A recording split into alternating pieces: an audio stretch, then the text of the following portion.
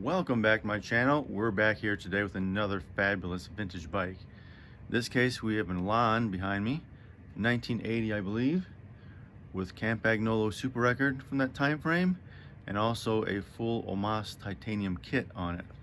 We're going to get right to it and look at this beautiful bike. Here's the beautiful head badge of the Elan, showing a globe with the words Elan going across it. Up front we have Campagnolo super record brake set. This bike isn't 100% Campagnolo. The brake levers are die-comp arrows of the time, or grand comps, with the slots up front. And it had hidden brake cables. These are Ambrosio.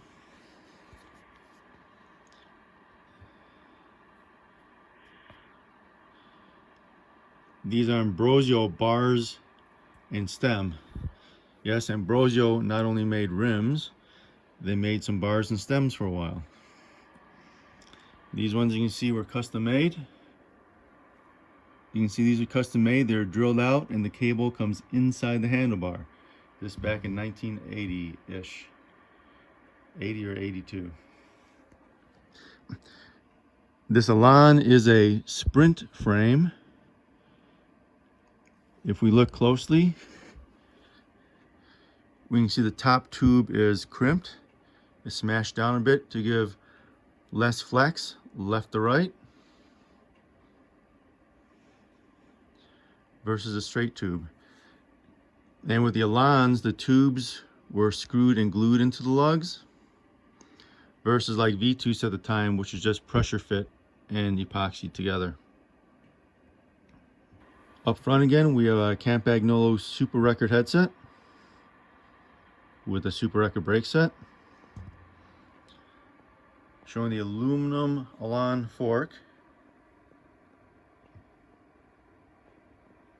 Now these bikes are known to be a little bit spaghetti feeling on the road when you race. The shorter ones, though, like this, were a little bit stiffer, though the rear triangle definitely flexed a lot more than the Columbus SL, SLX at the time, and Reynolds.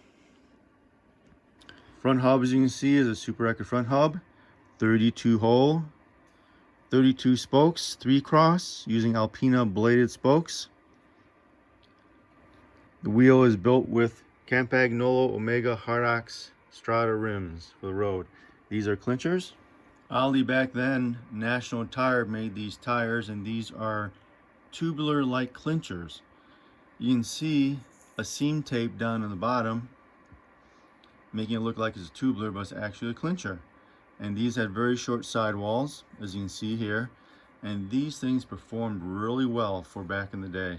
I had these put on the bike back in 1989, I believe. And they felt like tubulars, but in a clincher format. I'm not sure when the wave of short sidewalled clinchers started, but these were very impressive back in the day. And they're 700 by 23s. Going back to the bike, up front we have the levers were custom cut out, as you can see here, not losing too much strength, with a middle brace still left in there. This also had the Campagnolo biodynamic water bottle and its frame cage.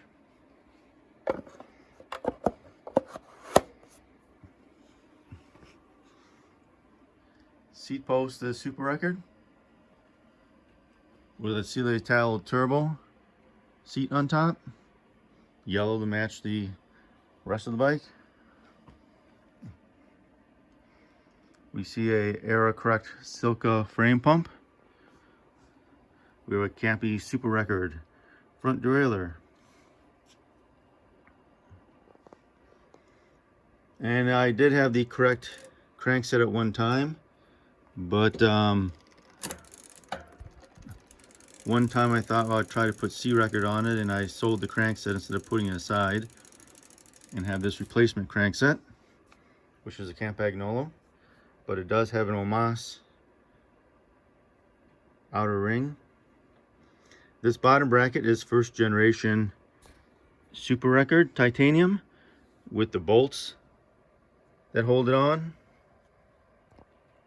versus the nuts. These were, if I recall correctly, prone to breaking. In the back we have a Super Record rear derailleur.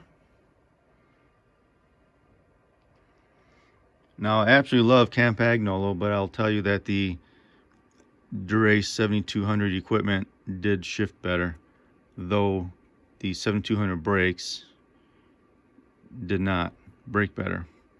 The 7400 brakes were awesome and set a new standard for everybody, but not the Dura-Ace 7200. But the Campy, of course, we know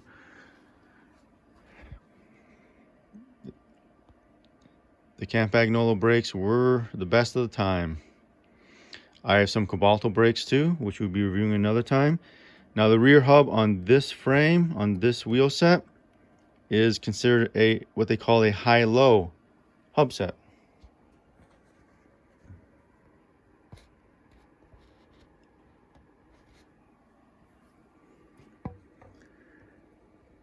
A high-low hub set is where the drive side of the hub flange, is large and the non-drive side is small. And people thought that was a modern development. What we also have here is Omas titanium skewers. Now you do see the Omas skewers, but you don't see the Omas titanium kit, bolt kit for the brakes. You don't see the additional bolts for the rear derailleur, nor do you see the axles. I do have the original axles, steel, just in case I want to swap them back.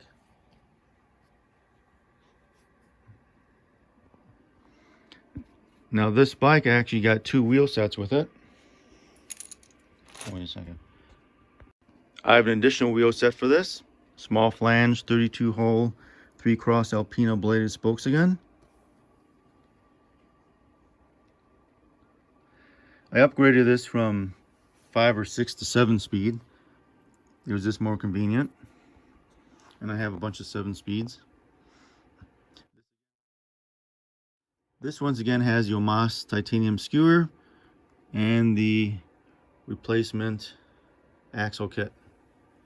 These are really super light wheels of the time. These are Ambrosio Chrono rims. They're 21.5 millimeter in width, and they're great for really tight turny criteriums. They held the tire extra wide and were really nice. On top of them are Vittoria Corsa CM silk tires. These ones are semi-rotted out, but I have them on there just for display purposes. This front wheel, if we were to weigh it out, with skewer, with tire,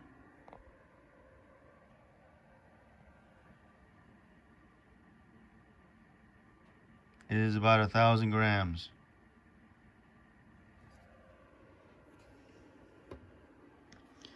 Pretty light for back then.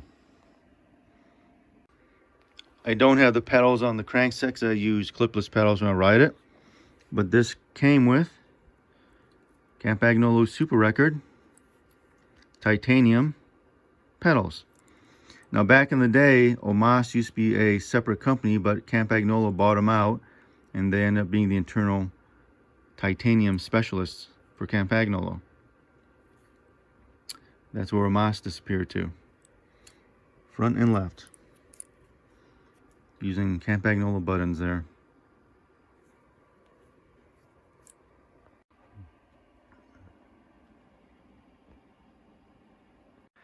Once again, I want to thank you for listening. Don't forget to like, subscribe, and share. especially for if you're a Campagnolo aficionado like I am. Later on, I'll be reviewing the Campy 9-speed carbon records that they had in 1998, and I may do some more modern stuff. Also wheel sets, different super light wheel sets from Campagnolo, and some of their carbon fiber wheel sets from Campagnolo. Once again, I'm your host Steve. Thank you for watching. We'll see you later.